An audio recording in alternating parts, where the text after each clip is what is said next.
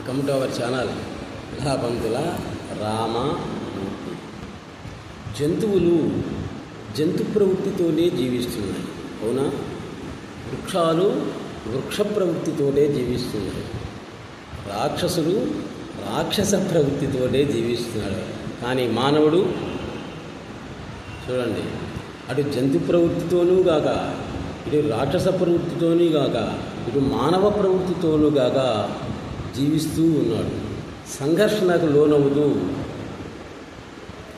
జీవనం కోసమని అనేకమైనటువంటి అన్యాయాలు అక్రమాలు చేస్తూ సంఘర్షణలకు లోనవుతూ అటు జంతు ప్రవృత్తితోనూ ఇటు మానవ ప్రవృత్తితోనూ రాక్షస ప్రవృత్తితోనూ ప్రవర్తిస్తూ ఉన్నాడు. ఆ విధంగా ప్రవర్తించేటువంటి జీవి ఎవరు అంటే ఒక్క మానవుడే.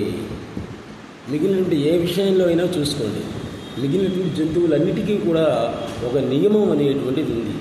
కానీ వీడికి ఉంది, ఆ మానవుడికి నియమాలు అనేటువంటివి ఏమీ లేవు.